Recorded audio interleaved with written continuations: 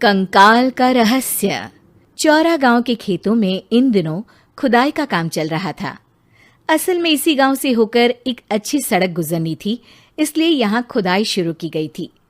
अचानक एक दिन खुदाई करने वाली मशीन से कुछ टकराता है। बाद में जब खोजबीन की जाती है तो वहां से 2 कंकाल मिलते हैं। पुलिस गांव के लोगों से पूछताछ शुरू करती है। आप लोगों को क्या लगता है ये किसके कंकाल हो सकते हैं? अरे साहब, हमें क्या पता ये किसके कंकाल हैं, आप ही लोग पता लगाइए। हम लोग तो बहुत ज़्यादा डरे हुए हैं। हाँ, हमारी फॉरेंसिक टीम अभी आ रही है। ये बताओ कि इस गांव के रहने वाला कोई जोड़ा गायब तो नहीं ना? क्योंकि शुरुआती जांच में तो ये बात सामने आ रही है कि एक कंकाल किसी पुरुष का है तो एक किसी महिला का। साहब, हमें तो बहुत डर लग रहा है। ऐसे कंकाल मिलने का मतलब गांव के आसपास ही किसी की हत्या हुई है या फिर किसी को जलाकर मार डाला गया है।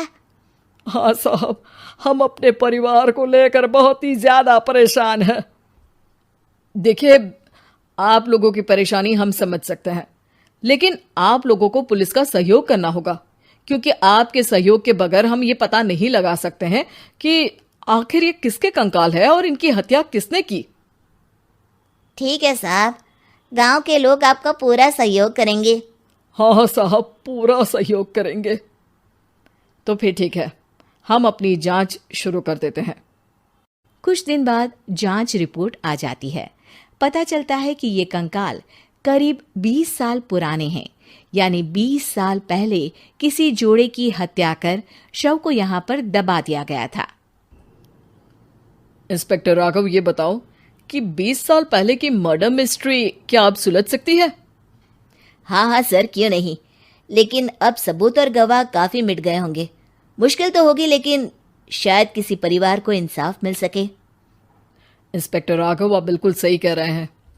किसी परिवार को तो इंसाफ मिलेगा ही और किसी को उसके किए की सजा भी मिलेगी। जी सर, मैंने तो जांच शुरू भी कर दी है। 20 साल पहले इस गांव के 2 जोड़े अचानक कहीं गायब हो गए थे। मैंने दोनों ही परिवारों के बाकी के सदस्यों से बातचीत शुरू की तो उन्होंने बताया कि उनके बच्चे शहर गए थे, लेकिन आज तक वापस नहीं लौटे हैं। लेकिन ये दोनों शव किस परिवार के सदस्यों के हैं, ये कैसे पता चल सकेगा? सर, मैंने डीएनए टेस्ट करवा लिया है। आज शाम तक इसकी रिपोर्ट भी आ जाएगी। अच्छा, ठीक है। उसी शाम को सर, डीएनए रिपोर्ट के मुताबिक ये दोनों ही लाशें चौरा गांव के रहने वाले प्रधान सुल्तान सिंह के बेटे और बहू की है।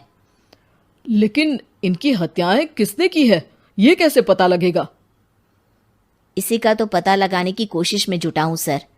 आज सुल्तान सिंह से मिलने भी जा रहा हूं। मेरा बेटा और बहू तो मेरे लिए सिर्फ यादों में ही रह गए थे। हमें उनकी लाशें तक नहीं मिल सकी थी। आज 20 साल बाद उनके कंकाल मिले हैं। मैं अब किसके लिए जीऊं?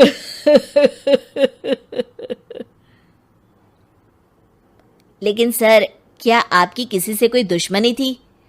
अपने बेटे बहू की हत्या के लिए आप किसे जिम्मेदार मान रहे हैं? अब मैं किसका नाम बोलूं? मेरी तो किसी से दुश्मनी नहीं थी, बस मेरे बेटे बहू को कोई वापस ला पाता।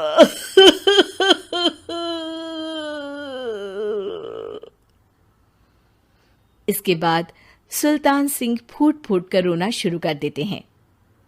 सर, अब आप इनका अंतिम संस्कार करवा सकते हैं। कम से कम इनका शरीर ना सही, इनका कंकाल तो आपको मिला है। लेकिन हाँ, अगर आपको कुछ भी याद आए तो जरूर बताइएगा। मेरी तो बेटा अब उम्र हो गई है, लेकिन मेरे बेटे और बहू के हत्यारों का जरूर पता लगाइएगा, क्योंकि जब तक हत्यारे पकड़े नहीं जाएंगे मेरा मन नहीं मानेगा। सर, हमारी पूरी कोशिश रहेगी हत्यारे को पकड़ने की। लेकिन एक बात बताइए, उस वक्त आपको किस पर शक गया था? उस वक्त मेरे एक ड्राइवर को पकड़ा गया था, लेकिन सबूतों के अभाव में उसे छोड़ दिया गया था।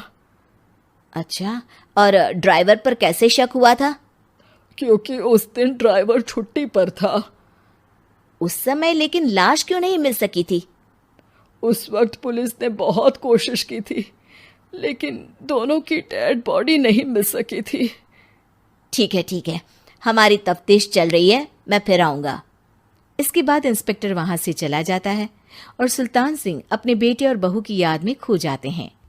कुछ दिन बाद सुल्तान सर, एक बात बताइए, जब आपके बेटे बहू की हत्या हुई थी, उसी के आसपास आपके ही गांव का रहने वाला एक और जोड़ा उसी वक्त गायब हो गया था ना?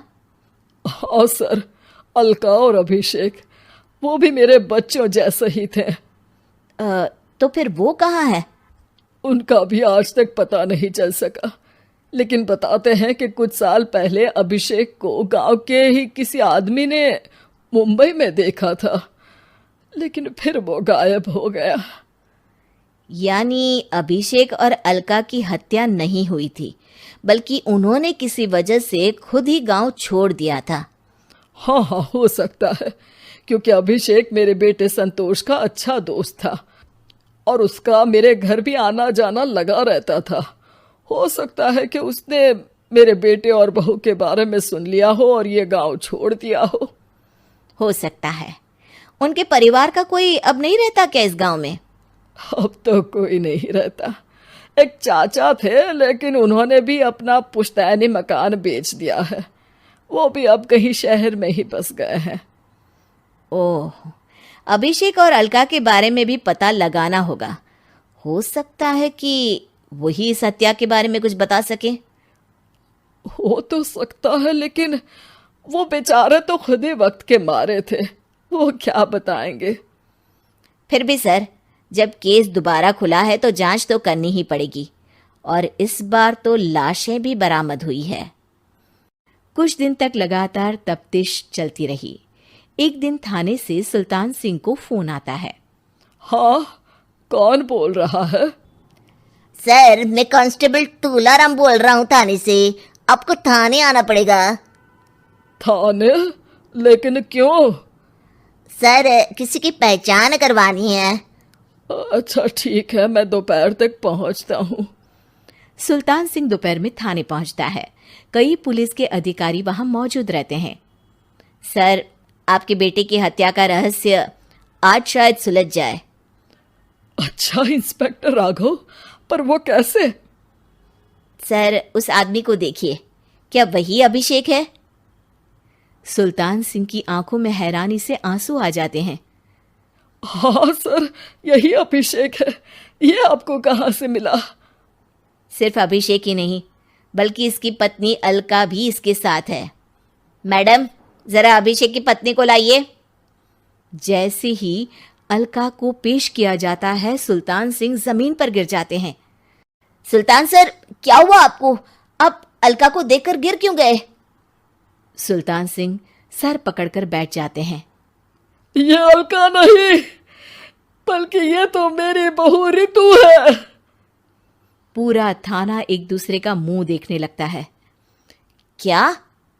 इसके बाद हर किसी को दो कंकाल और हत्या का रहस्य समझ में आ गया। अभिषेक और रितु ने मिलकर संतोष और अलका की हत्या की थी और लाश को जमीन के नीचे दबा दिया था। आज 20 साल बाद इस हत्या का रहस्य खुल सका था कि अवैध प्रेम संबंध में 2 मासूमों की जान गई थी।